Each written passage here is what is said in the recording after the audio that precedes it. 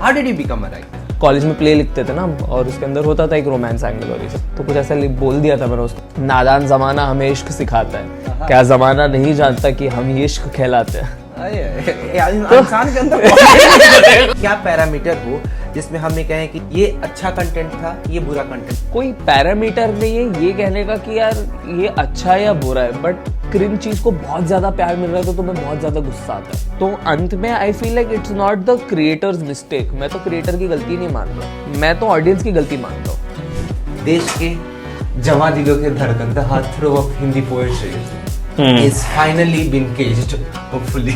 नहीं भाई, कोई केज नहीं है भाई। ये शादी की तरफ जो ये मतलब ऐसी बातें होती है ना, मैं सख्त खिलाफ हूँ इसके। ऐसा मुझे मेरी बीवी ने कहा है बोलने के लिए। एक कविता लिखी थी जी किसी के लिए कि बस इसी हुक में रात गई दिन ढलता है, हाँ उनको जाने देना कितना खलता है। ओहो, इश्क में वो भी थी मतवाली मैं भी था, आदत से थी वो लतवाली मैं भी था, मैंने उसको चाहा उसने भी चाहा, वो भी थी जी किस्मत वाली मैं भी था।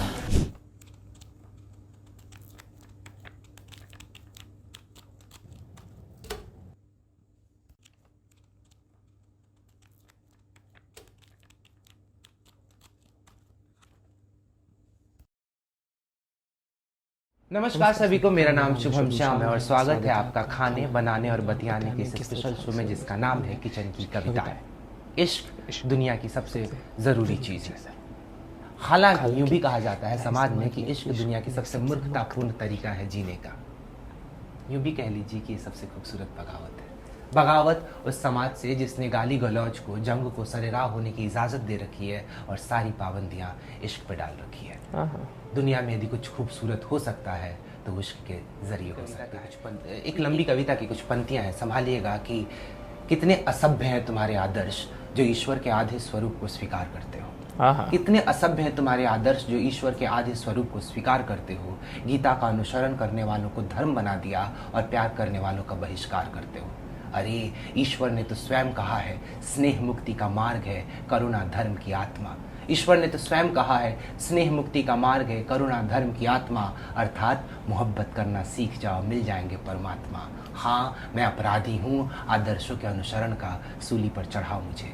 हाँ मैं अपराधी हूँ आदर्शों के अनुसरण का सूली पर चढ़ाओ मुझे, पर पहले फाड़ के फेंक दो महाभारत के उन पन्नों को, तब हाथ लगाओ मुझे।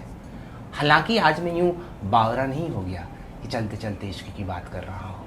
आज जो हमारे मेहमान हैं वो एक जनरेशन को, एक आने वाली पीढ़ी को उन्होंने सिखाया कि क्या मोहब्बत है और क्या नहीं। जब 2016-2015 के दौर में हिंदी कविताओं का स्वरूप बदल रहा था, जब पूरी दुनिया के अंग्रेजी के अखाड़े में हिंदी की नई कली फट रही थी, फूट रही थी, तब उस कली के, उस संघर्ष के, उस पूरी हुजूम के, जिसके अंदर एक विवेक तो था कि हिंदी की कविताओं को बुलंदी तक ले जाना है, पर शायद माध्यम की कमी थी। ये वो व्यक्ति था जब पीढ़ी अपना पूरा तरीका बदल रही थी कविताओं को सुनने का, पढ़ने का, तो उस एक व्यक्ति ने अपने कंधे पर उठाई ये जिम्मेदारी और बना हिंदी की कविता को, हिंदी को सुनने और सुनाने की, नई जनरेशन को, नई पीढ़ी को हिंदी कविता सुनने और सुनाने के इस मिशन का झंडाबदार। दोनों हाथों को उठाकर तालियों से स्वागत कीजिए हमारे आज के खास मेहमान, इश्क के चर्चित कवि याह्या बुटवाला। अरे यार भाई, पहले तो यार थैंक यू सो मच यार, क्या प्यारा सा इंट्रोडक्शन और कितनी प्यारी लाइन यार। शुभम, हमेशा बड़ा अच्छा लगता है यार, तुम्हें सुनकर बड़ा अच्छा लगता है। ये बड़प्पन है भाई का, और भाई ऐसे मतलब मैं ये मजाक नहीं कर रहा, बट एक छोटा सा एनेक्डोट है, पता नहीं तुमको याद होगा नहीं याद होगा। तो जब मैं नया नया मुंबई आया था और आपकी कविता ऑलरेडी वायरल थी, आप देश दुनिया, मतलब मुझे 10 लोगों ने भेज रखा था, घर वाले सुन रहे थे, कॉलेज में काफ़ी पॉपुलर लाल टी शर्ट धारी वाली, और पूरी देश को सिखा रहे कि शायद ये प्यार नहीं, और काफ़ी ज़्यादा, और होता ना तब आप एक पेडेस्टल पे थे, और वहाँ पे मैं नया नया मुंबई आया था और मैंने अपनी 2-4 कविताएं हैबिटेट में पढ़ी थी, और कुछ बड़े लोग थे तब तथा कथित, जिनसे काफ़ी हृदय विदारक फीडबैक आया था। आई गेस उस पूरी लीग में आप पहले व्यक्ति थे जिसने कहा था शुभम भाई बहुत अच्छी कविता लिखते हो, और स्वरा कहानी सुनने के बाद हैबिटेट के बाहर मुझे वो दृश्य बहुत क्लियरली याद है, एक कार के बोनट पे थोड़ा सा टिक के, यार कितना प्यारा लिख रखा है, तुम्हें नहीं पता उस शब्दों के क्या मायने रहे होंगे तुम्हारे लिए, पर मेरे लिए वो पूरा का पूरा मतलब होता है ना, somebody has seen it, कोई ना कोई तो देखेगा एक दिन आके। और एक नई ऊर्जा मिली थी। गिरजाना मेरा अंत नहीं को सबसे पहला अप्रिशिएशन आया था तुमसे, तो I mean it when I say it and I have always admired you। Thank you यार। आपका नाम एक्चुअली मेरे को प्रोनाउंस करने में काफ़ी दिक्कत होती है, मैं समझ नहीं पाता। मेरे फोन में सेव है या हा बूट वाला मेरे को शुरू में यही लगा था, फिर मैं कभी खुद को करेक्ट करने की कोशिश नहीं किया। Now I know you correct but I want for everyone to, वो कैसे प्रोनाउंस करते हैं और क्या मतलब है इसका? तो प्रोनाउंसिएशन याह्या बूट वाला है। याह्या बूट वाला, हाँ, तो YHY आता है, वो बेचारा H नॉन एग्जिस्टेंट हो जाता है। ऑल्सो क्योंकि बचपन से हमें आदत हो गई ना या आई हर्ड यू, तो वो चिपक गया है ना। और आप कुछ भी एक अनोखा नाम सुनते हो तो आप अपनी वोकैब में जाते हो to find the closest way to say it. तो इसलिए वो बेचारा मेरा बीच का जो H है वो एलिमिनेट हो जाता है और वो याया बन जाता है। बट याया मीन्स टू गिव लाइफ। और बूट वाला इज बेसिकली, अब जैसे पुराने ज़माने में पारसियों के साथ भी जैसे होता था कि नाम बहुत बार जो बिजनेस वो लोग करते उससे आ जाता था कि सपोज कोई शहर से आ रहा है, मतलब कोई गांव से आ रहा है, रामपुरा गांव से आ रहा है तो उसका सरनेम रामपुरा वाला हो गया। अगर उसका जूते का काम है तो फिर बूट वाला हो गया। तो ऐसे पूर्वजों ने बूट वाला रख लिया था, मतलब वो शू का बिजनेस करते थे और तब से हम बूट वाला लेकर चल रहे हैं। शू का बिजनेस है अभी? अब नहीं है पर अब चेंज भी नहीं कर पा रहे अभी क्या बिजनेस है? अभी कविताओं का धंधा है। बच्चे होंगे आपके तो उनके ना कविता वाला पोइट्री वाला थोड़ा ऐसा वाला won't sound good। तो कविता वाला भी मतलब कौन सा बूट वाला तो एडजस्ट कर लिया, पोएट्री वाला नहीं एडजस्ट हो पाता। ठीक है, तो फिर we'll just go with this boot वाला। तो how did you become a writer? अरे माँ, इश्क पे लिखा कैसे? मतलब है पहला बार होता है ना कि वो जो रॉकस्टार का डायलॉग है कि टूटे दिल से झनकार निकलती है और इंसान पहली बार महसूस करता है भावनाएं जब इश्क में आता है। बट इतना जो एनेक्डोट थे उस कविता की, पूरी कविता की जो एनेक्डोट आया कैसे? मतलब इमेजिनेशन था या रियल लाइफ था?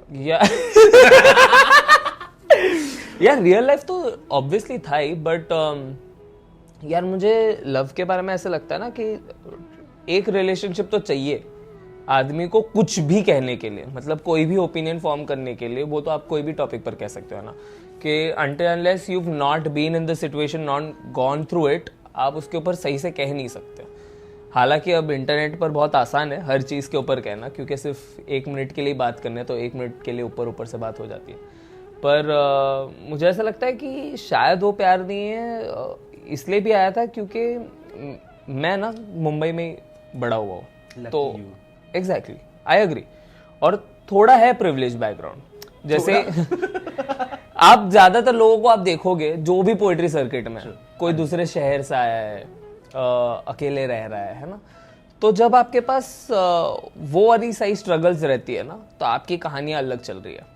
अब क्योंकि मैं थोड़ा प्रिविलेज में था तो मेरा स्ट्रगल आशिकी थी, तो तब हमने ज़्यादा ऐसे लगता था कि यार आप दिल लगाने पे फोकस कर सकते हो, आप बड़े बड़े वादे कर सकते हो, क्योंकि और कोई स्ट्रेस नहीं आ रहा है ना जीवन के अंदर। तो फिर बहुत ऐसे अंदर घुस के हम प्यार को समझ गए, बिकॉज काफ़ी टाइम था समझने के लिए हमारे पास।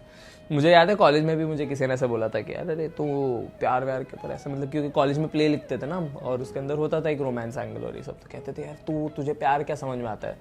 तो कुछ ऐसा बोल दिया था मैंने उसको कि यार नादान जमाना हमें इश्क सिखाता है, क्या जमाना नहीं जानता कि हम ही इश्क कहलाते हैं।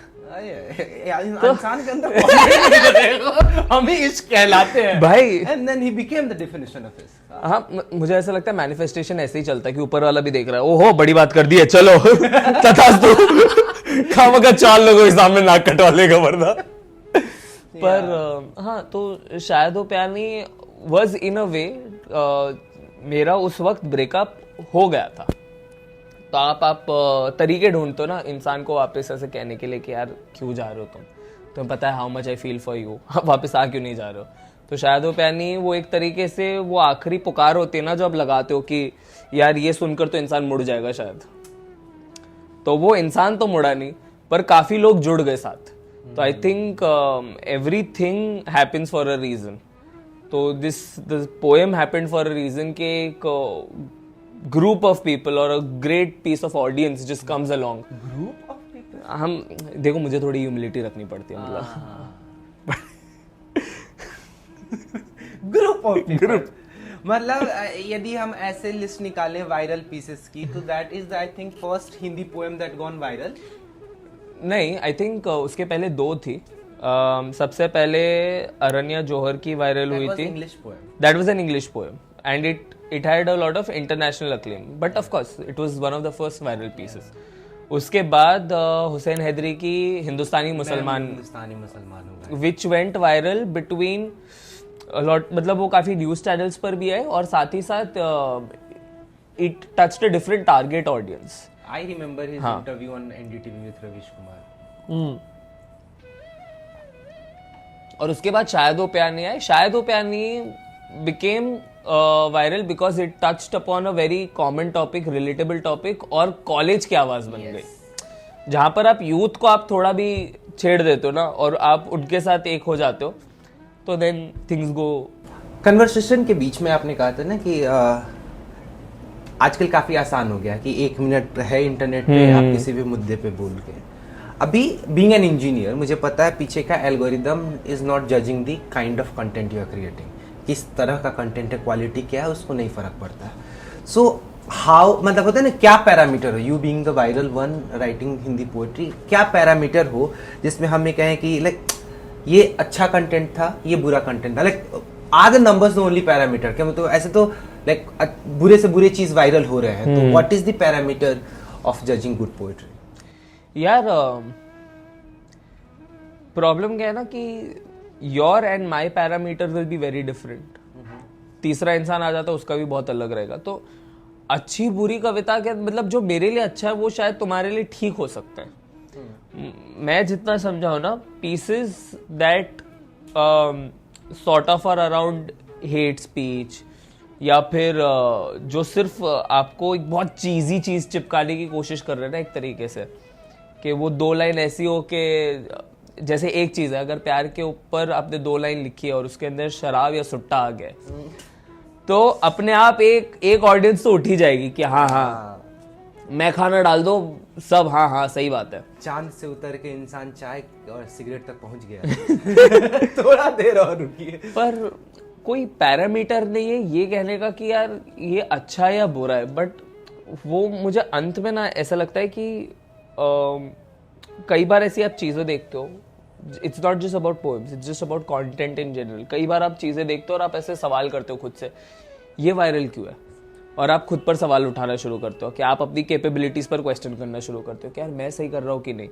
मुझे लगता है वो सबसे मेस्ड अप चीज है, क्योंकि तुम्हें दिक्कत उसके काम से नहीं है. उसका काम तुम्हारे लिए बुरा है, वो तो तब भी बुरा रहता अगर वो वायरल नहीं रहता ना. हाँ. तुम्हें गुस्सा इसलिए आ रहा है क्योंकि यार तुम देख रहे हो यार लोग इससे अप्रिशिएट क्यों कर रहे हैं. मुझे ऐसा लगता है कि the idea of cringe and good comes from the fact कि ऑडियंस किस तरीके से रिएक्ट कर रही है ना. अगर कोई क्रिंज चीज को बहुत ज्यादा प्यार मिल रहा है तो तुम्हें बहुत ज्यादा गुस्सा आता है. तो अंत में I feel like it's not the creators mistake. मैं तो क्रिएटर की गलती नहीं मान रहा, मैं तो ऑडियंस की गलती मानता हूं कि वाई वुड आप बढ़ावा क्यों दे रहे हो. उसका भी एक रीजन है. जैसे हमारे फिल्मों में मसाला फिल्में क्यों बनती है, क्योंकि एस्केपिज्म चाहिए. हफ्ता भर काम किया तो एस्केप करना है. बट 1.5 मिनट का रील आपका सिर्फ एस्केपिज्म नहीं बन सकता, सिर्फ. हाँ. है ना. तो when you see that a majority of things that come to your feed, क्योंकि तुम्हारी मेरी सबकी फीड ऑलमोस्ट एक ही हो जाती है एक वक्त के बाद एल्गोरिदम के हिसाब से, तो आप देखते हो कि यार ये भी कैसे चल रहा है, इसके नंबर भी कैसे, वैसे नंबर्स कैसे चल रहे हैं. तो मुझे ऐसा लगता है हमेशा ना एक तरीके से ऑडियंस रिस्पॉन्सिबल है. हम कभी ऑडियंस को ना रिस्पॉन्सिबिलिटी उन पे डालते नहीं है. हम हमेशा कहते हैं ये बंदा ऐसी खराब बातें क्यों कर रहा है. ऑडियंस की भी रिस्पॉन्सिबिलिटी. जैसे मैं आपको आप कुछ कह रहे हो? नहीं हाँ, मैं आपको एक छोटी सी अगर एक कहानी सुनाऊं कि बहुत पहले ना एक गांव था, ठीक है. अब गांव में 2 बिजनेसमैन थे, ठीक है. आमने सामने दुकान चल रही है दोनों के, दोनों कॉम्पिटिटर एक दूसरे के. अब गांव में हुआ ये कि एक बीमारी हुई, ठीक है, और बीमारी के बारे में किसी को पता नहीं कैसे इस बीमारी का इलाज हो सकता है, और इस गांव के ना बच्चे मर रहे थे। अब उसमें एक बिजनेसमैन ने बेनिफिट ढूंढा अपना, वो एक पाखंडी बाबा को लाया, उसने बोला कि तू कह दे कि ये सामने वाला काला जादू कर रहा है। पाखंडी बाबू ने एक कहानी बनाई, ठीक है, उसने एक झूठ बेच दिया, सारे गांव वाले ने खरीद लिया, ठीक है, और फिर वो बिजनेसमैन को मार दिया, ठीक है। तो ज्यादा बड़ा मुजरिम कौन हुआ, जो झूठ बेचता है या झूठ खरीदता है? आप हमेशा ये नहीं कह सकते कि यार वो जो कह रहा है ना वो गलत बात है। अगर कोई उसको सुन रहा है, कोई उसके ऊपर हामी भर रहा है, तो प्रॉब्लम वहां पर है। The agreement is the problem, not the conversation. The conversation is just showing you that a lot of people have this feeling inside their minds, in their hearts. तो problem is on the other side, not on this side.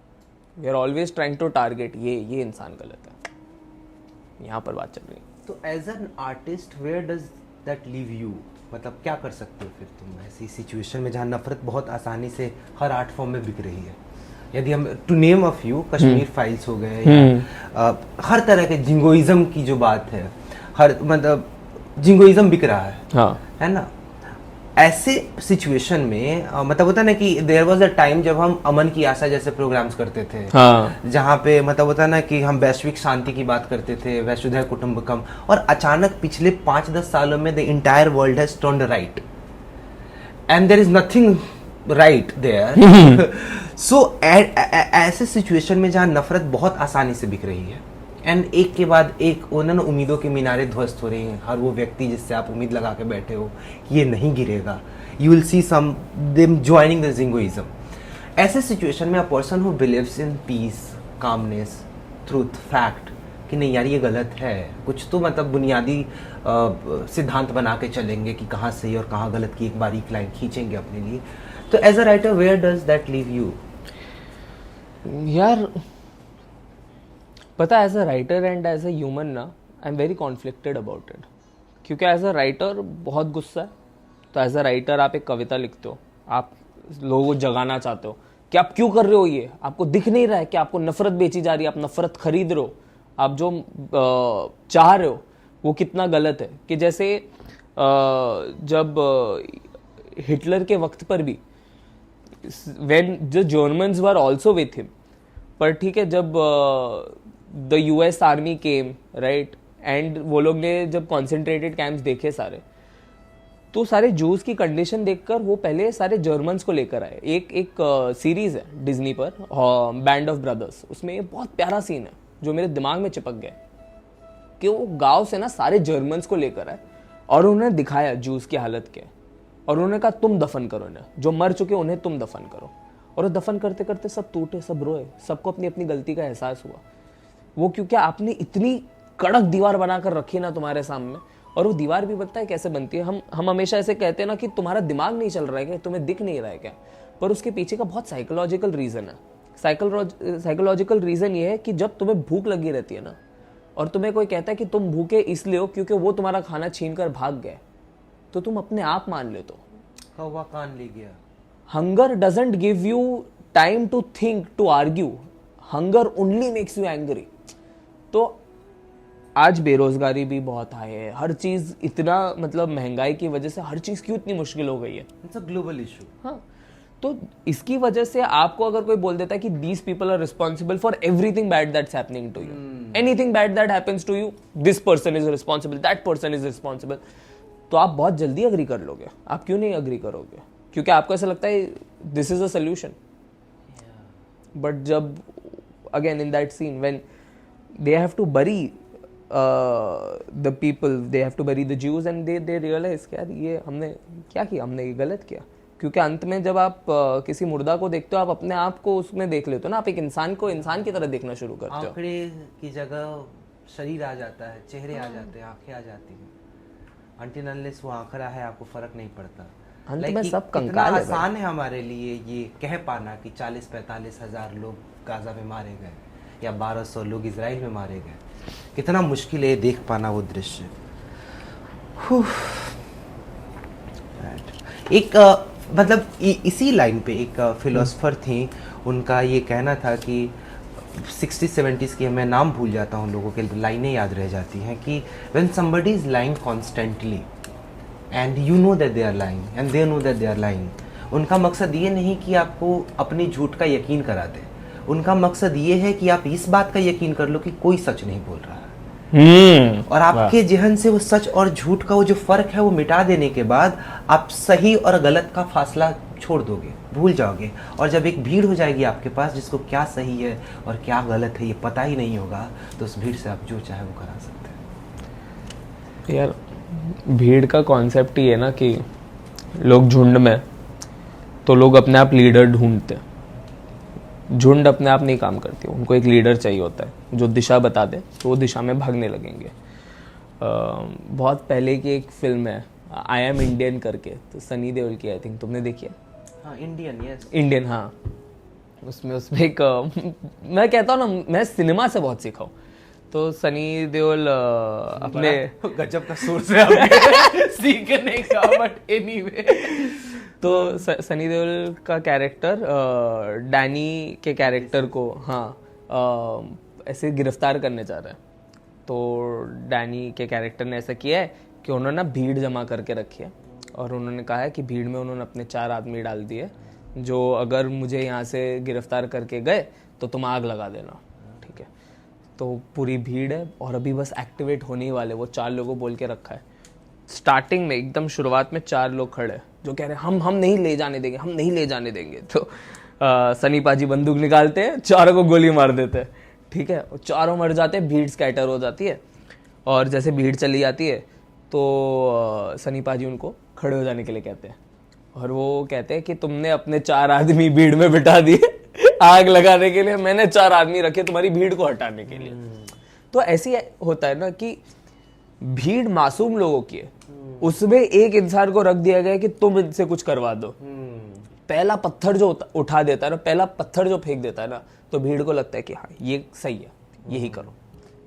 तो अब सवाल नहीं उठ पाते। That's where I think art comes in.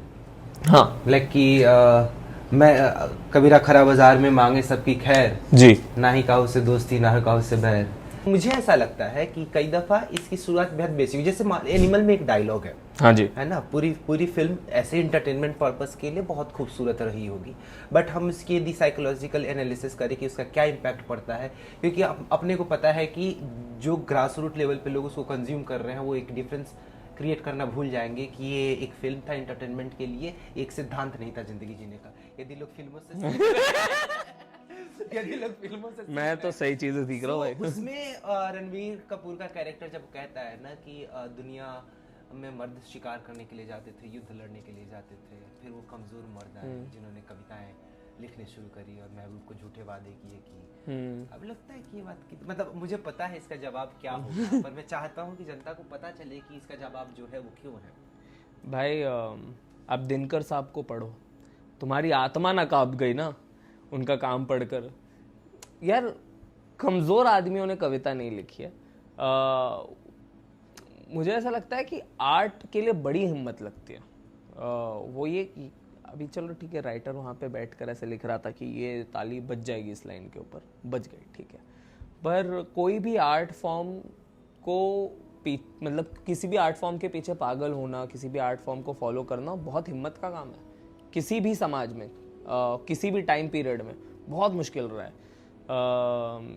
तो वो मैं कमज़ोर लोगों की निशानी नहीं मानता, मुझे ऐसा लगता है बड़ी हिम्मत लगती है। बट हाँ, मैं इस बात से अग्री करता हूँ कि जब लोग कविताएं पढ़ते थे तो कभी कभार कुछ लोगों का इंटेंट ऐसा भी होता था कि अरे कोई अगर दिल लगा ले हमसे तो।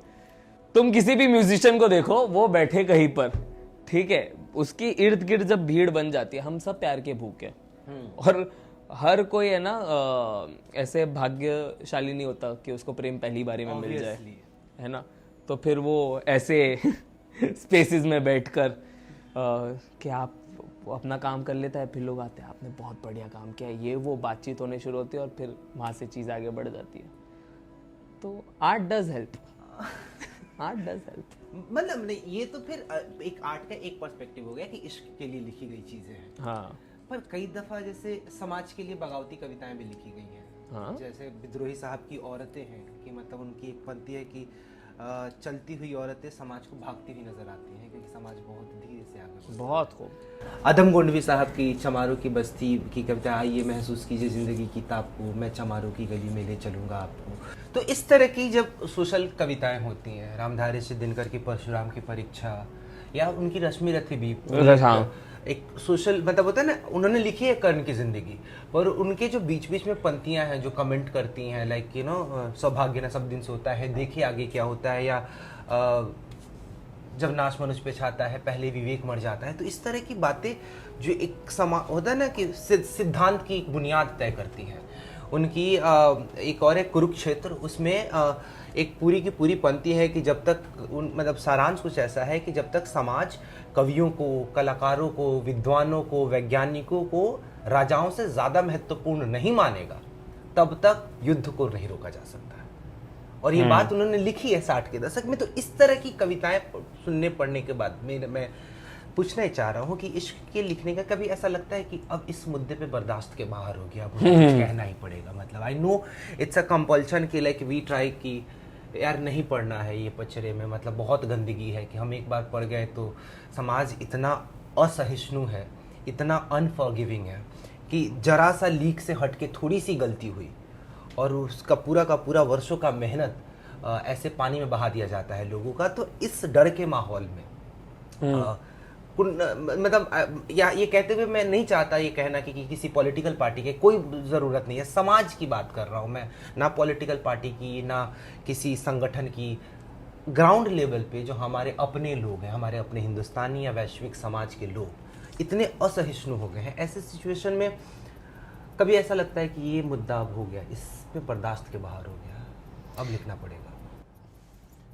यार मुझे ऐसा लगता है कि पॉलिटिकल व्यूज के बारे में पूछ रहे हो, प्यार के बारे में पूछ रहे हो, किस तरीके से पूछ रहे हो? नहीं, सोशल इश्यूज। सोशल इश्यूज मैं ना कई बार सोचता हूँ, थोड़ा बहुत लिख भी लेता हूँ, पर मेरी जीवन की सबसे बड़ी दिक्कत यह है कि आई वॉन्ट टू सर्वाइव। मैं मतलब आप कहोगे कि कितनी कमज़ोर बात है ये कहने के लिए, पर मैं 2-3 बार डाल चुका हूँ ऐसी कविताएं, और बैकलैश भी आता है, और तब आप समझ पाते हो कि जब बैकलैश आ रहा होता है ना, तब आपके साथ कोई नहीं खड़ा होता, तब कोई आपके घर पर आकर आपको सहानुभूति नहीं देता, कोई आपको नहीं कहता कि नहीं कोई नहीं, मैं खड़ा हूँ तेरे साथ। तब आप सिर्फ बैकलैश देख रहे हो, सहन कर रहे हो, क्योंकि नफरत की आवाज़ बहुत ज़ोरदार है, और क्योंकि बेरोज़गार लोग हैं ना, तो बार बार उस आवाज़ को उतना और मजबूत करते जाते हैं।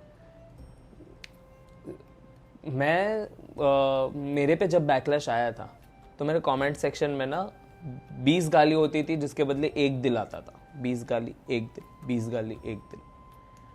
और मुझे ऐसा लगा कि यार मैं मेंटली इतना नहीं ले पा रहा हूँ, मतलब मुझे ऐसा लगता है कि I would rather have mental peace, मैं अपने परिवार की तरफ थोड़ा बेटर कंट्रीब्यूट करके सबको ऐसे खुश रखूं, और उसके बाद अगर मुझे क्रांति करनी है तो मैं क्रांति की कोशिश करूं।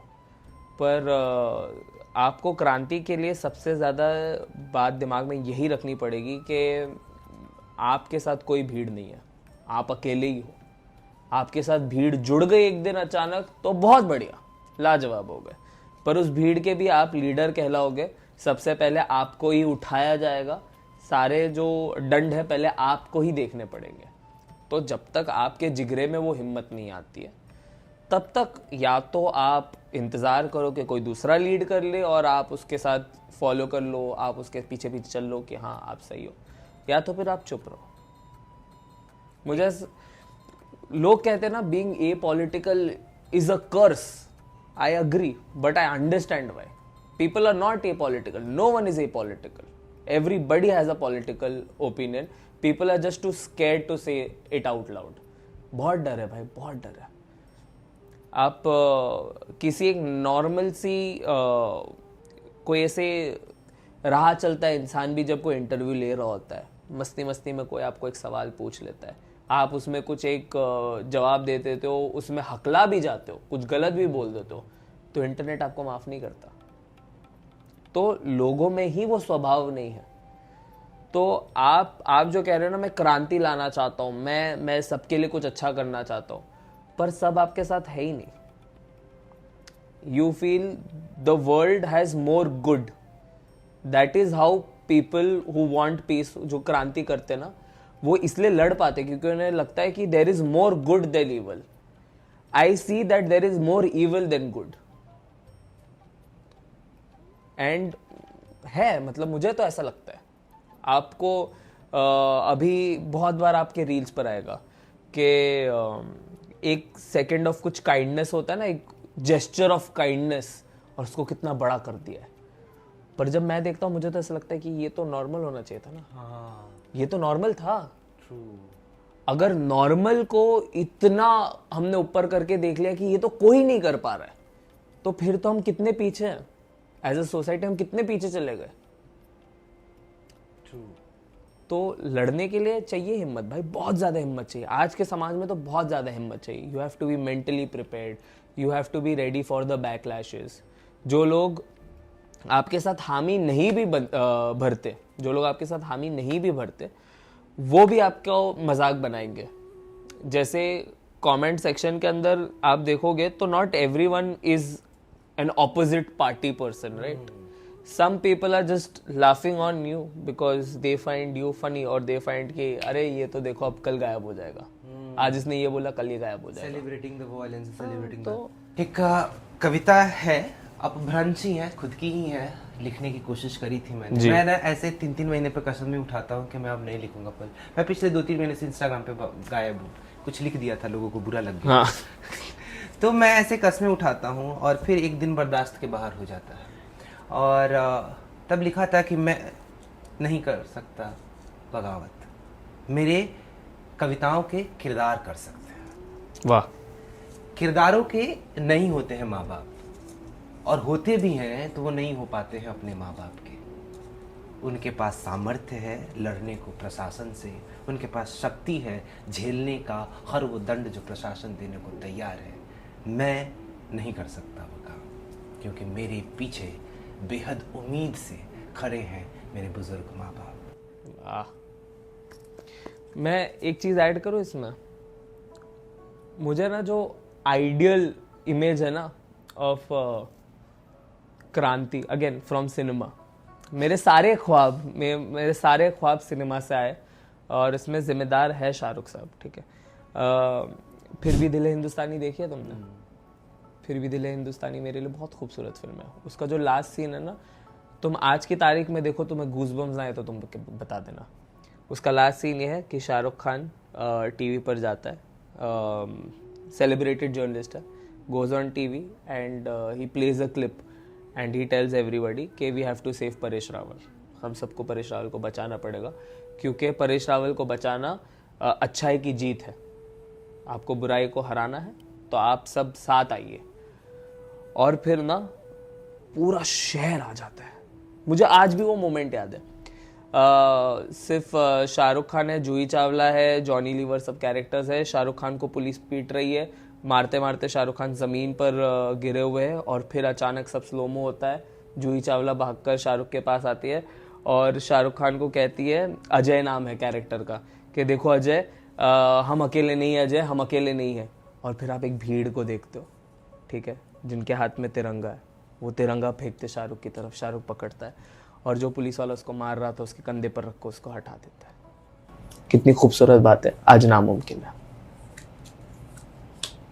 वक्त ने जैसे घड़ी की सुइयों को पीछे मोड़ दिया है. हम इस कन्वर्सेशन को आगे जारी रखेंगे. वक्त है कि अब हम किचन में चलें और कुछ बनाने खाने को, क्योंकि रात के काफ़ी देर हो चुके हैं और डिनर का वक्त हो चला है. जबकि हम किचन में आ गए हैं तो हम थोड़ी सी इनसे वो सारी बातें भी कर लें, क्योंकि देश के जवां दिलों के धड़कन, the heart throb of Hindi poetry is finally been caged, hopefully. नहीं भाई, कोई केज नहीं है भाई. ये शादी की तरफ जो ये मतलब ऐसी बातें होती है ना, मैं सख्त खिलाफ हूँ इसके. ऐसा मुझे मेरी बीवी ने कहा है बोलने के लिए. नहीं, पर यार ये जो आइडिया है ना कि शादी एक पिंजरा है, हाँ. मुझे लगता है अलग किस्म की आजादी है शादी. हाँ, तो है, मतलब उसकी भी खूबसूरती है, पिंजरा नहीं है वो. इश्क के शायर साहब, शादी कैसे जिंदगी बदलती है? मैं ये व्यक्तिगत के लिए पूछ रहा हूँ। यार बड़ा खूबसूरत बदलाव है यार, मुझे ऐसा लगता है। मतलब जितने भी लोग तुम्हें ऐसे मजाक करते हुए दिखेंगे ना कि यार ये शादी के चुंगल में फंस गए हम, वो लोग मजाक ही इसलिए कर रहे हैं क्योंकि शादी अच्छी चल रही है। वो मस्ती करना तब आसान हो जाता है। आप जब एक हेल्दी रिलेशनशिप में रहते हो, it is easier to joke in that relationship rather being in a complicated relationship. You will not be easy to be funny about it और वैसा। तो you can joke about it because it is going good. Yeah. If it is not going good, उदासी इस कदर हावी होगी कि मजाक निकलेगा नहीं आपका। आप जितना मजाक कर पा रहे हो उस इंसान के साथ या उस मतलब in a way where you are not insulting them, obviously. हाँ, मजाक ऐसा है कि जहां पर आप उनकी इंसल्ट नहीं कर रहे हो तो वो उतना खूबसूरत दिखाता है, आपका रिश्ता उतना चल रहा है। और जितना आप एक दूसरे के बारे में वो थोड़ी नोकझोंक कर पाते हो ना, जहां पर तुमने एक डायलॉग बोल दिया, तुम हंस दिए, उसने एक डायलॉग बोल दिया, वो हंस गई, तो मुझे लगता है यार बहुत प्यारा। जैसे रैन रेनॉल्ड्स और ब्लेक लाइवली वाला जो रिलेशनशिप है ना, मेरे को बहुत खूबसूरत लगता है वो, क्योंकि दोनों में इतनी अंडरस्टैंडिंग है कि सामने वाला इंसान मजाक कर रहा है। हमारे किसी भी रिश्ते में सबसे मुश्किल चीज जो मुझे ऐसा लगता है समझना है कि यार ये सामने वाला इंसान मजाक कह रहा है, ये मेरी इंसल्ट नहीं कर रहा है, और तो वो मुझे बहुत खूबसूरत लग रहा है कि खींचादानी। हिंदी में दो शब्द हैं जी, उपहास और परिहास। वाह वाह। अंग्रेजी में इसका तर्जुमा करें तो मेकिंग फन ऑफ और मेकिंग फन विद, करेक्ट। और इतना खूबसूरत है ना कि ये एक बारीक लाइन है जो हमें नहीं लगता कि बहुत ज्यादा लोगों को पता है, और अक्सर मजाक मजाक में हम लांग जाते हैं, वो परिहास से उपहास की सीमा पे पहुंच जाते हैं। वो पता है कैसे होता है? When you don't know the insecurity of the other person. जब आपको पता है कि सामने वाले की इनसिक्योरिटीज क्या है ना, तो फिर बहुत मुश्किल है ये जानना कि आप जो मजाक करने वाले हो सामने वाले को सही लगेगा या नहीं लगेगा। जैसे we also have had like थोड़ा, वो कहते हैं ना, ट्रायल एंड एरर हुआ है कि अच्छा ये वाली चीज चल जा रही है, अच्छा ये वाली चीज पर वो नाराज हो गया, मतलब ये थोड़ा उसको टच कर जाती है। हाँ, in the process of knowing each other. That is the beautiful part ना। आर्टिफिशियल नहीं लगता ना आपका रिश्ता। दोस्ती होनी चाहिए, अच्छी दोस्ती होनी चाहिए रिश्ते में, पर सिर्फ दोस्ती नहीं। है एक बहुत खूबसूरत राइटर जी, फिलोसोफर, बेसिकली साहिर साहब बहुत बड़े फैन हैं हमारे, जो रिसर्च टीम के इकलौते मेंबर हैं। हाँ, तो उन्होंने अक्सर मिसेस साहब को कोट करते रहते, और मैं उतना कुछ खास मुतासिर नहीं हूँ, पर उनकी एक पंक्ति है कि ना, marriage is become successful when your wife is your best friend. How does this work? मतलब सिर्फ बेस्ट फ्रेंड नहीं होनी चाहिए, यू नीड टू नो कि why this person is also partner, वैसा। तो there are lot of distinguishes that come. She is not only the best friend, but she is one of the good friends. खूबसूरत है। तो Mrs आप सही कह रहे हैं। हाँ हाँ, एक अच्छी दोस्ती होना बहुत जरूरी है यार। आप किसी के साथ पूरा वक्त रहने वाले हो, आप अगर आप उसके साथ मजाक नहीं कर पाए, आप चुटकुले सुना नहीं पाए और आप उनके चुटकुलों पर हंस नहीं पाए, तो क्या ही उदास हो जाएगी शादी। हाँ ना। हाँ, तुम्हें हमेशा मेरा ख्याल रखना है, पैम्पर करते रहना है। ये जो बकवास दिखाते हैं ना, मतलब आपने अगर कोई भी सीरीज देखी होगी ना, पहले हमेशा प्रेम ऐसे ही होता था कि ख्याल रखो। पर वो जो साथ में ये होता है ना कि मस्ती मजाक करो, एक दूसरे के साथ पागल हो जाओ, जितना तुम एक दूसरे का ध्यान रख रहे हो उतना एक दूसरे का हंसना भी जरूरी है। पहले का सिनेमा अगर देखोगे ना, बहुत खूबसूरत सिनेमा रहा है, और आई थिंक एक इंसान में समझ होनी चाहिए कि कौन सी चीज उठानी है और कौन सी चीज रिजेक्ट करनी है। जैसे कबीर सिंह भी जब मैंने देखी थी, कुछ चीजें उठाए, कुछ चीजें रिजेक्ट कर ली। बहुत जरूरी है जानकारी होना। और one more important thing is when films like these are made, लोग जब जाते तब उसके ऊपर कॉन्वर्सेशन होती है देखने। हाँ, नहीं, देखने के बाद कॉन्वर्सेशन होती है कि आपने कबीर सिंह देखी और आप कहते हो ये गलत है, ये गलत है का अपने आप तो टॉपिक नहीं निकलेगा ना समाज में। अचानक 4 लोगों के बीच में ये बात नहीं निकलेगी, आप देखोगे फिर आप कहोगे यार तुझे भी ये गलत लगा क्या, then that conversation begins.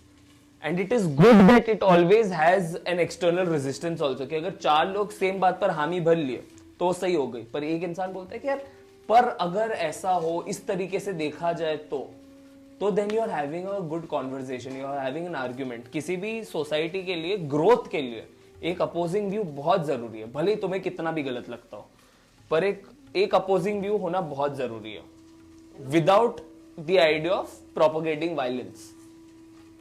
9th grade में जब हमको सिविक्स पढ़ा रहे थे, जी जी, एंड वो आज़ादी के बाद जब कॉन्स्टिट्यूशन बना और अपोजिशन के रोल के बारे में जो वो डिस्कशन कर रहे थे, वेरी नाइवली आई सेड कि यार जब डेवलपमेंट सरकार को करना है, हाँ, तो अपोजिशन क्यों? और अपोजिशन नाम कितना निगेटिव है, it has to be opposite, तो क्यों बनाया? The naiveness in my head couldn't understand the implication. ये वाली जो बात आप कह रहे हैं कि किसी भी सोसाइटी के डेवलपमेंट के लिए, ग्रोथ के लिए जरूरी है कि there is someone who can caution you, there is someone who can find that. ना तुम जोश जोश में कई दफा हम ऐसी बातें कर जाते हैं, काम कर जाते हैं जो जरूरी नहीं होता, या गलत दिशा में जा रहा हो, है ना. गाड़ी आज तेरा भाई चलाएगा, and a friend who like spoils the mood and said कि नहीं, हाँ, नहीं, this is not right. So he might be in the majority of people who are high on something. हाँ. That person will not be celebrated much. But वो इंसान बहुत जरूरी है ताकि वो सारे लोग सुरक्षित रह सके. समाज की सुरक्षा के लिए जरूरी है. तो मैं एक इंटरेस्टिंग बताऊं अपोजिशन के लिए, हाँ. जो तुम ये बात कर रहे हो ना, हमेशा ये मुश्किल क्यों लगा है ना, क्योंकि हमने हमेशा अपोजिंग व्यू को ऐसे देखा है कि आपकी गाड़ी ऐसे जा रही है और अपोजिशन व्यू ऐसा आया, हाँ. और अब गाड़ी आगे नहीं बढ़ पा रही है.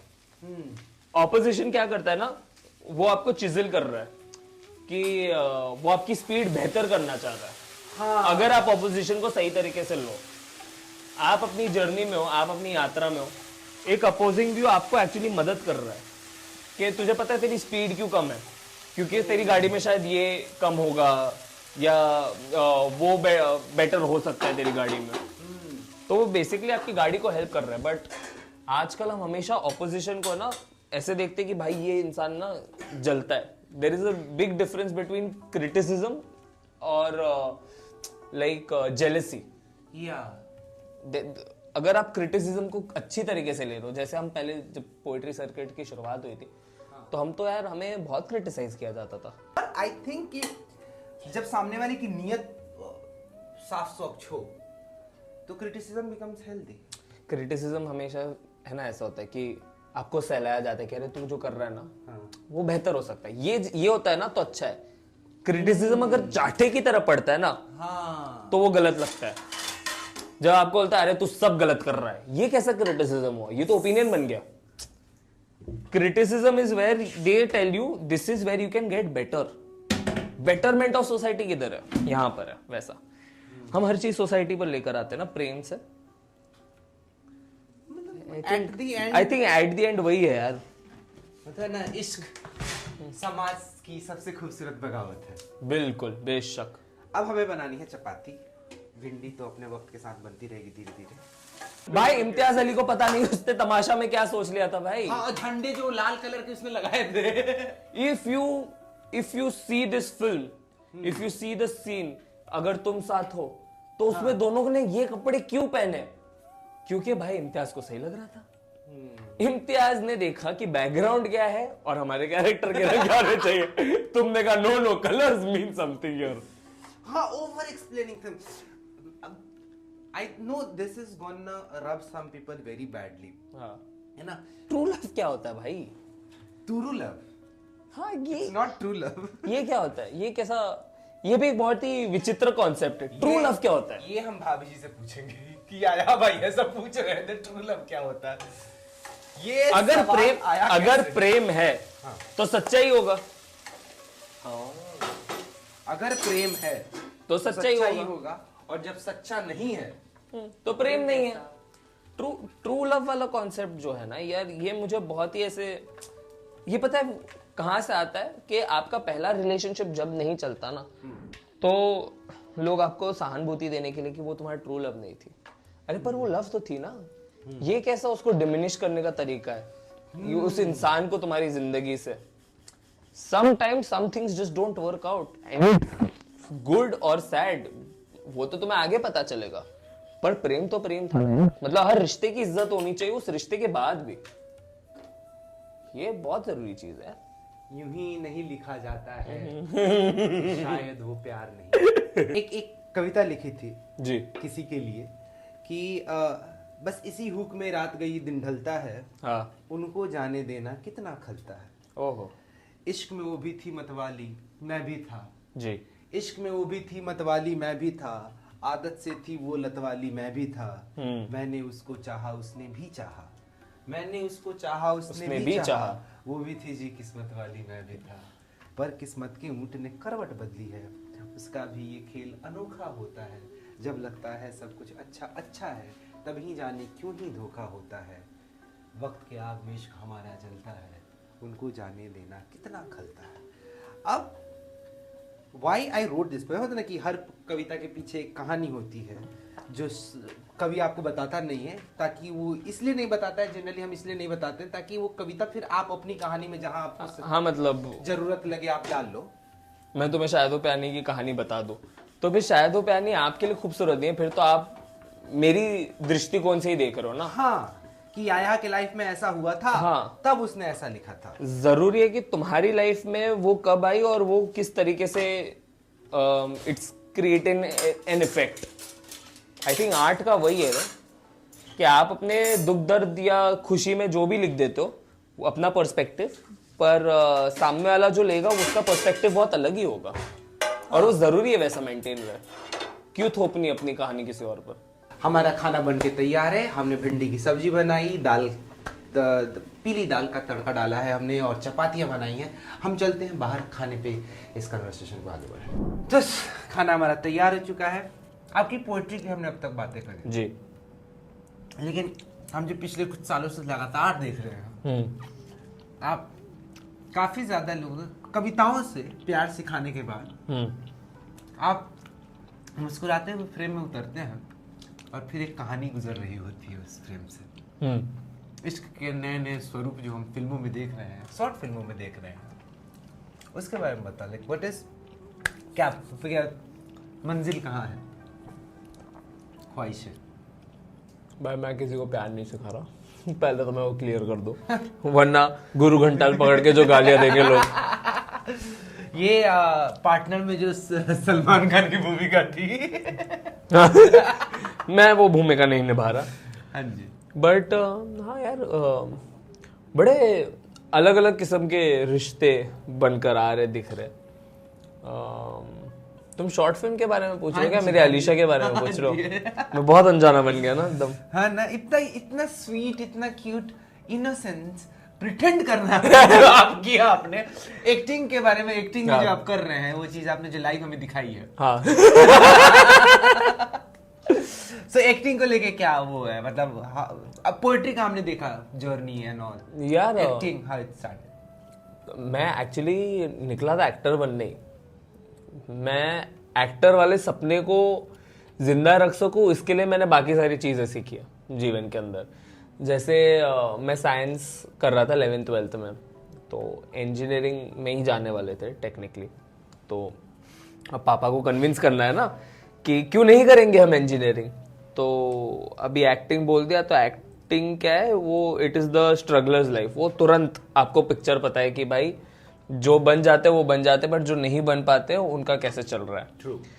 तो फिर अपने पापा को थोड़ा सा कन्विंस करने के लिए मैं वो टाइम पर ऐसे थोड़े 2-4 लाइन लिखता था अंग्रेजी में, ठीक है।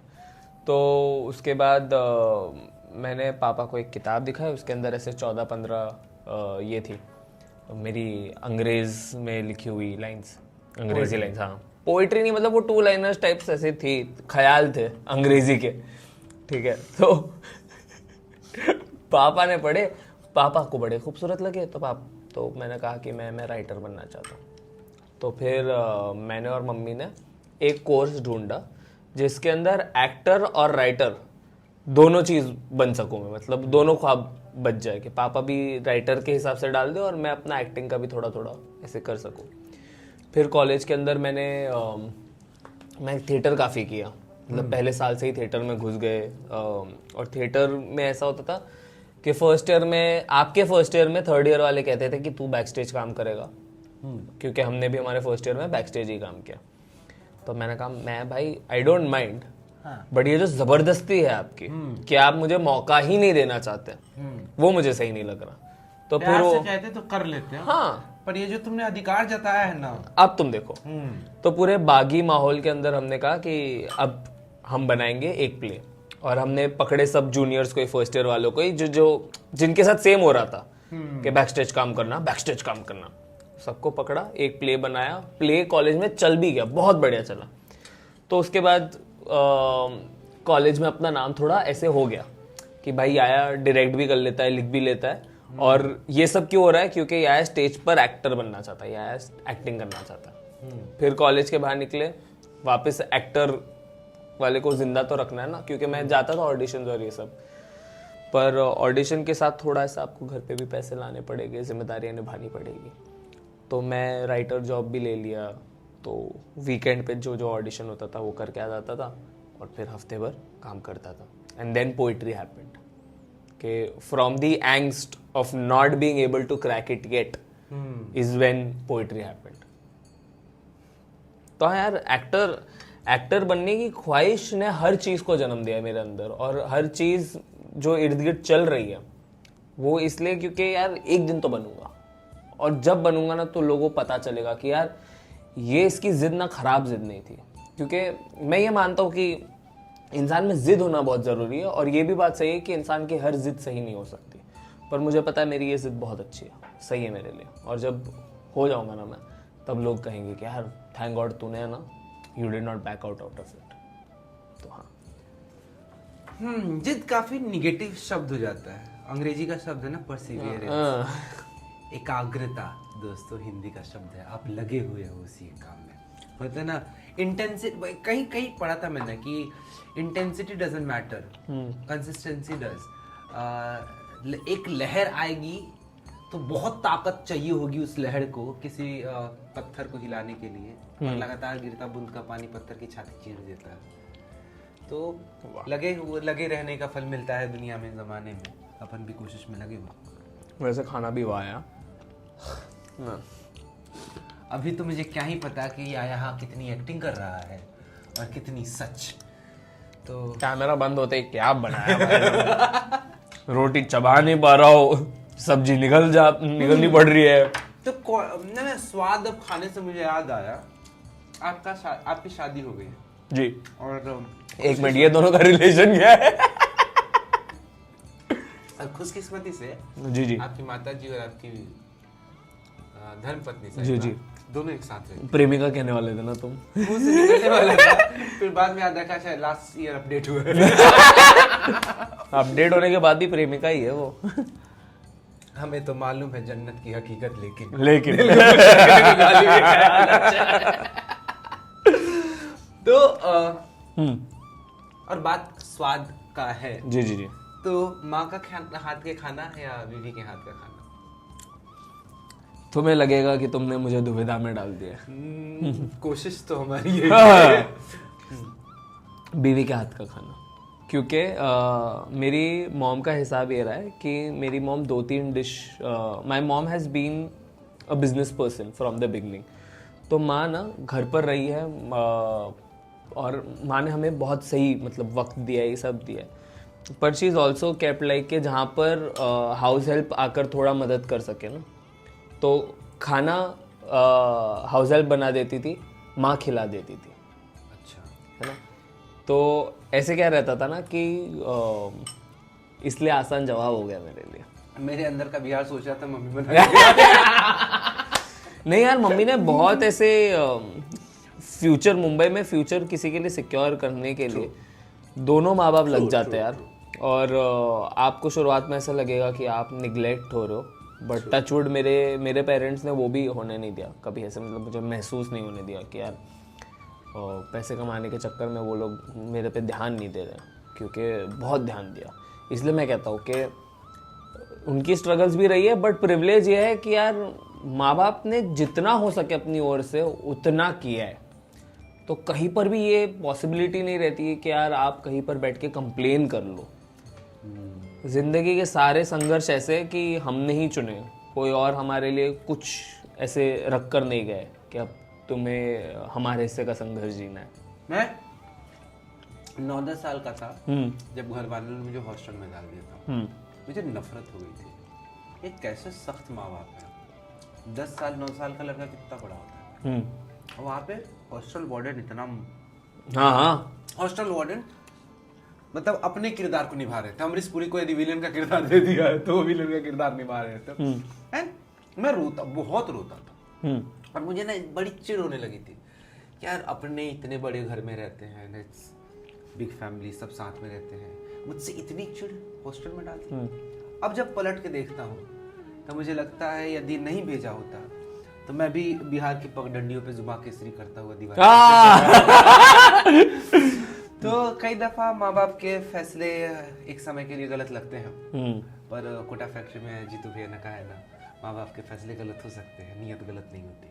तो कोशिश में लगे हुए रहते हैं कि आपका साथ भला हो जाए, अच्छा हो जाए, लगे हुए हैं। तो मैं पता है मुझे भी बोर्डिंग में भेजा गया था, 6th स्टैंडर्ड था, और 1 साल रहा। और मैंने तो बहुत मौज की भाई। मुझे याद है मैं सिर्फ पहले 3 दिन रोया हूँ, बहुत कस के रोया हूँ, ठीक है। और उसके बाद तो मैंने सिर्फ मौज की भाई बोर्डिंग में। कहाँ थी बोर्डिंग? पंचगनी। समझ रहे हैं आप? आपका टूरिस्ट लोकेशन इनका बोर्डिंग हाउस था। आप जानना चाहेंगे मेरा बोर्डिंग हाउस कहाँ था? मैं बताना भी नहीं चाहता। तो 1 साल रहा मैं।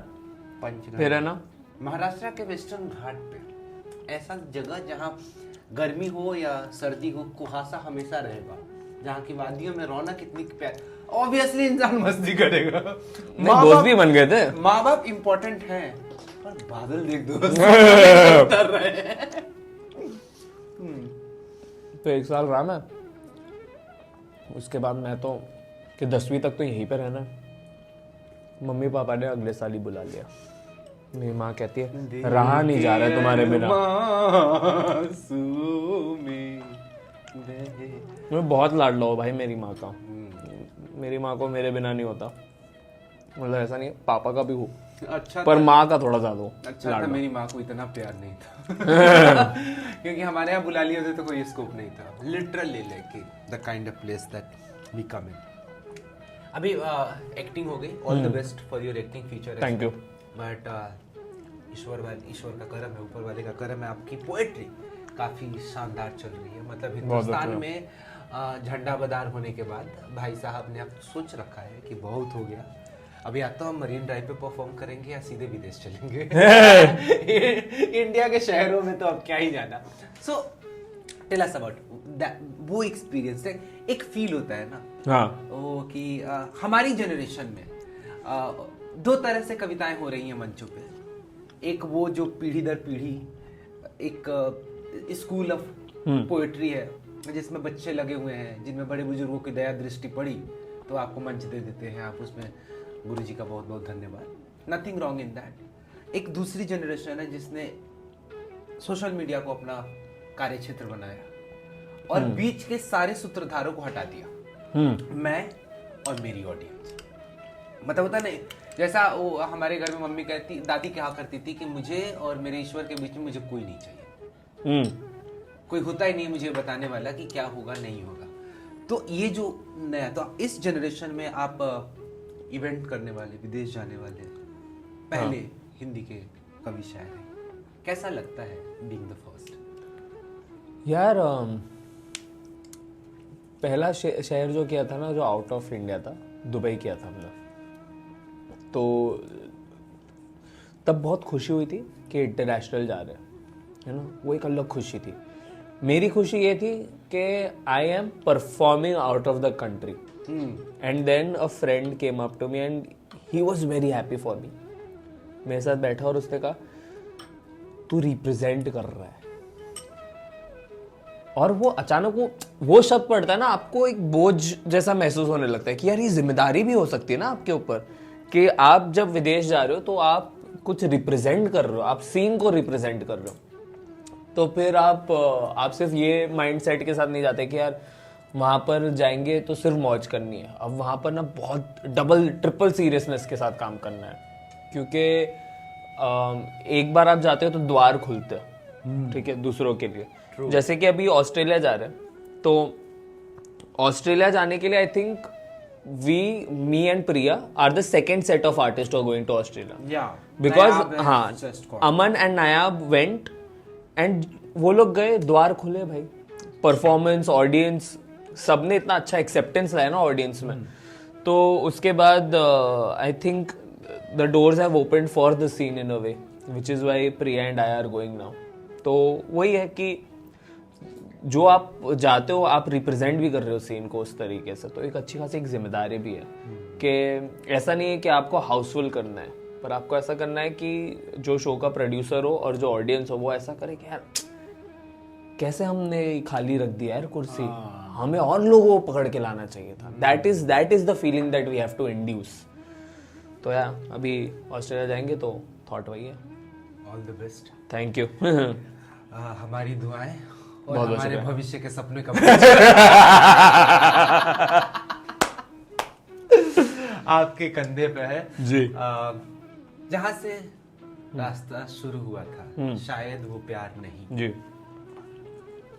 अब भाभी जी आ गई है 7 वर्ष से, हाँ तो अब तो ये महसूस हो गया कि शायद ये प्यार है। हाँ शायद अभी भी है या कंफर्म हो चुका है? Confirm. Not about the person, हाँ। ये एक्टिविटी जैसे होता है ना कि वो वाला में ऐसे उंगली पकड़ के चल रहे हो तो बेटा ये प्यार नहीं है। हाँ। तो अब वो क्या क्या चीजें हैं जो प्यार है? एनेक्डोट्स की तरह, जो मतलब होता है ना, I am not married and I would be ऊपर वाले की कृपा रही तो what would be the anecdotes के लाइक, यदि ऐसा हो रहा है तो दोस्त दिस इज लव, ये प्यार है। या वुड वाला बड़ा द वर्जन 2 ऑफ शायद वो प्यार है। आई थिंक बड़ा एक कठिन सवाल है। मैं भाभी से पूछ रहा मैं पता है जो एक सिंपल चीज रियलाइज की है ना, कि we always try to make the definition of love के जो यूनिवर्सल हो जाए, है ना। पर प्यार की सबसे खूबसूरत बात यह है कि it is customized according to the person you are with. ठीक है, तो जब आप प्रेम में रहते हो आप सामने वाले को खुश रखने की कोशिश करते हो, और वो खुश रखने की कोशिश हमेशा हर इंसान के साथ अलग तरीके की रही है, क्योंकि सामने वाले की खुशी हर अलग चीज में रही है ना। तो मेरे लिए at the end of the day जो मुझे ऐसा लगता है कि प्रेम यह है कि अगर आप एक दूसरे को खुश रखने की कोशिश कर रहे हो, झगड़ा हो गया उसके बावजूद आप कह रहे हो कि नहीं यार ये इंसान इतना खूबसूरत है, मुझे इसके साथ अपनी जिंदगी बितानी है ना, तो आप अगली सुबह वापस कोशिश कर रहे हो कि अगर मैं इसको हंसा दूं ना, अगर मैं इसके दिन को बेहतर बना सकता हूँ तो बड़ी अच्छी चीज़ होगी। और इन द लॉन्ग रन ना जो मैंने रियलाइज़ किया है कि ज़्यादातर रिश्ते आजकल क्यों टूट जाते हैं, क्योंकि ना शुरुआत में बहुत ऐसे आग होती है, फिर 1.5-2 साल बाद पीपल आर लाइक के यार अब वैसी वाली बात नहीं रही है, क्योंकि people don't know how to be bored in a relationship. They don't know that it doesn't have to be constantly adventurous. Some days you are just reading a book and the other person is just in their phone. You are comfortably seated beside each other and you are still happy. You are not thinking book पढ़ते पढ़ते हम कितने boring हो गए यार, हमारे बीच में प्यार है कि नहीं है भाई। People are scared of Monday. आपको एक्सेप्ट करना पड़ेगा हर चीज में खूबसूरती है भाई। एंड यानी आपका वो स्टेज आ गया, वो स्टेज आ गया, वो अंडरस्टैंडिंग आ गई है, समझने की साथ रह के खामोश रहा जा सकता है बेशक। और वो सीखना पड़ता है भाई, वो सीखना पड़ता है, क्योंकि ज़्यादातर लोगों को खलबली मच जाती है कि ये कमरे में अब बहुत चुप्पी हो गई है। चुप्पी पीस भी है, चुप्पी क्योर्स भी है। तो you have to find a little peace with the other person. और मैं हम जो कहता हूँ ना, कस्टमाइज जो खदीजा के हिसाब से है, मेरा भाभी जी का नाम है। हाँ जी। तो हम जब स्टार्टिंग में डेट करते थे ना, उसको भी पता ही ये बात, जब हम स्टार्टिंग में डेट कर रहे थे तो मैंने पहली बार फ़ोन पर, हमारा लॉन्ग डिस्टेंस था, तो फ़ोन पे ऐसे चुटकुला सुना दिया, और है ना वो ऐसे हंसते हंसते ऐसे गिर गई ऐसे, और वो हंसती है ना ऐसे हंसती है ऐसे।